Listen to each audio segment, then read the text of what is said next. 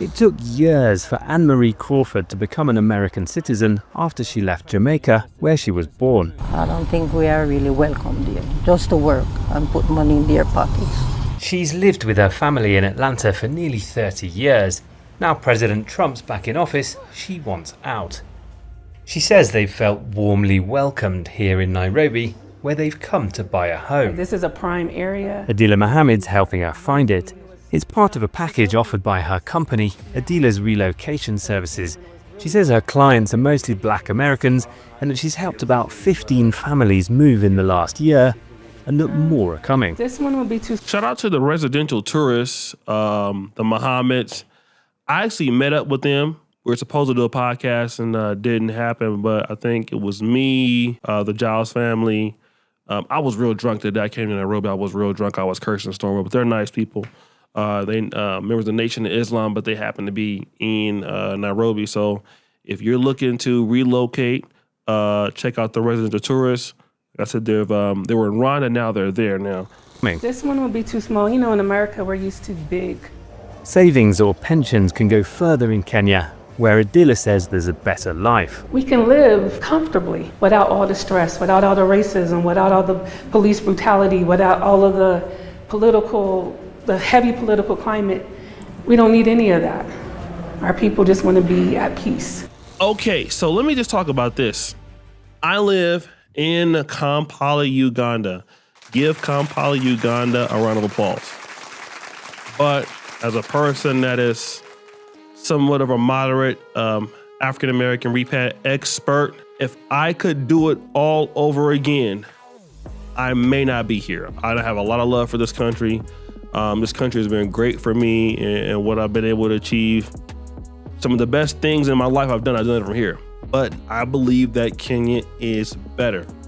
And then one of the other reasons why is because, number one, they have a port, they have multiple cities in the country.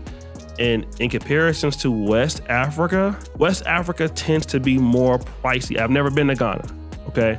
I have been to Nigeria, but I can tell you that West Africa, in my honest opinion, from what I see from the prices, it's more expensive than Kenya. Kenya is really, really, really affordable. Like I live in a really good neighborhood here in Uganda, but that same neighborhood, let's say if you live in Kileleshwa, you live in Kilimani, you're paying less money off the rent. Almost every apartment has a fitness complex in it. It's very difficult to find in Uganda an apartment complex that has a gym inside. Like you don't literally have to even leave your home to do so. So many African Americans are moving to Nairobi, Kenya, because Kenya is just, the price is good. The nightlife is good. The international aspect of the city is really good. It's really cosmopolitan. If you want to live in Nairobi, it's a mixture of maybe, I would say, cultural Africa and in the West, right? And it's all there. And it's just a really, really, really promising place. For business, it's really good. Also, it's way up to speed. Almost every international brand is there. A lot of opportunities are there. So this is why a lot of African Americans are going to Kenya, because it's just really, I think it's the best place in Africa for African Americans to be. I think that it's better than Ghana. I think it's better than South Africa, from what I can understand. I could be wrong, but that's my personal opinion. Adila and her husband Lamont have told the story of their migration on YouTube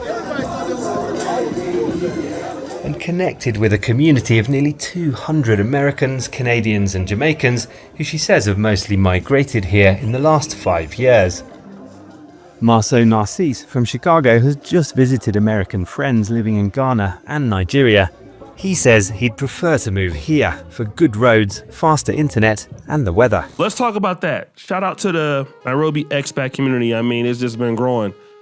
The internet is fast. It is good. It is cheap. Safaricom is the truth. Starlink is also there, right? The roads, again, you'll find potholes a lot in Uganda, but not so much. If you live in like Lavington, you live in Kileleshwa, you live in Westlands, you just don't see that. Malls are excellent. Malls are great. It's just beautiful. It's very moderate, the temperature. It's not too far from the beach, which I do like. The history of the transatlantic slave trade has given West Africa appeal to some American migrants seeking their ancestral roots. Adila says anywhere in Africa can be home, but Nairobi's best. Adila and her clients say attractive apartments with gyms and swimming pools are drawing them to Kenya, but they're not only trying to escape generations of racial injustice in America, but also growing economic uncertainty. Anne-Marie's worried her home in Atlanta will lose value, so she says she wants to sell it and move here within weeks. I've been even telling co-workers before I even get here, because of what I'm seeing on YouTube. I said, it's time for us to all sell and go. No. Don't do that, honey. I don't think that you ever need to be in economic uncertainty and sell your house and move to Africa. This is a big mistake in my honest opinion. Anybody who will let you believe that is stupid, okay? Or they're a scammer. Economic uncertainty is one thing, but real estate always goes up. And to sell your stuff and just move to Nairobi, unless you really want to do that, is one thing. But if you can keep your house, I'll tell anybody, always keep your stuff that makes you American. I still invest in the stock market every month, okay? I still have my American Express card. Don't leave home without it. I'm pro-black, back to Africa, all of that. I'm not giving them my American Express card. Don't ask me. We will fight, okay? We will fight. I need them points. I'm not giving them my Visa card, okay? I don't give up my Amazon account, nothing. Keep the things that make you American. Just because you see politics coming and uncertainty, things go up and down, but don't sell your house.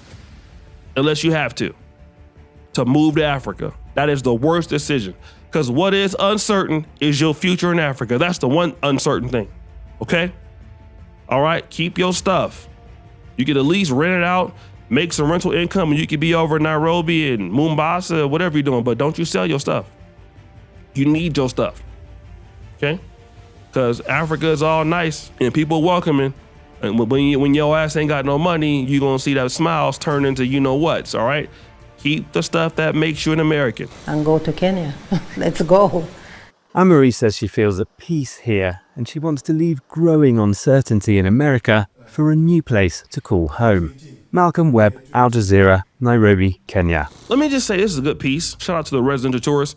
They're doing an excellent job. They lived in Rwanda and they're now in Nairobi. And I've contemplated myself to move into Nairobi, but obviously I have my commitment here in Kampala, Uganda, so I'm gonna stick it out here, at least for now, right? Kampala, so I love Uganda and what the country is gonna be, but Nairobi is very competitive. It's the place that I would recommend.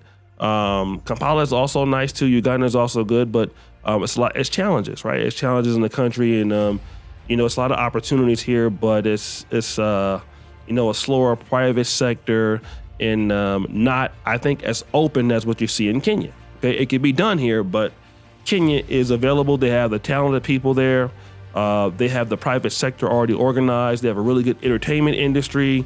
They have a really good every industry, right? And it's scalable there. And they have, again, numerous cities that are connected. Now, that doesn't shock you if you're from the States.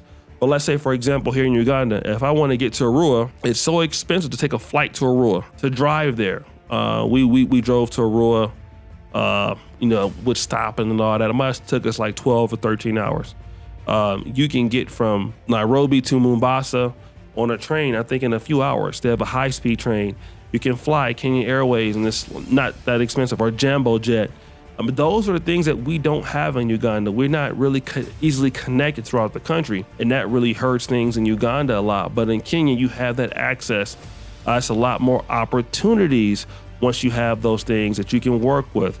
You have a lot of talented people that you can also build with. Kenya also has a very huge diaspora. Many of them are in like the Dallas, Texas area, Fort Worth. You have that.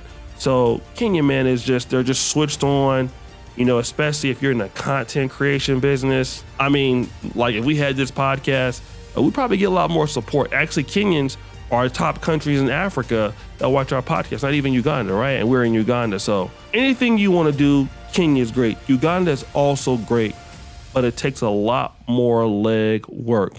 So your bang for your buck, I would suggest, Kenya is good. I think Ghana is good still. Kampala, Uganda is good, but Kenya is taking the cake. They have a burgeoning diaspora professional class coming in. A lot of those people are middle-aged, so, people not with a whole lot of foolishness. And I think that, it'd be good to connect and tap in and see what's going on the ground there. I hope to be in Nairobi very soon and check it out myself. But guys, what do you think? It's your boy Yoshi Duke Jackson back at it again with another episode of Fair Use. I'm out.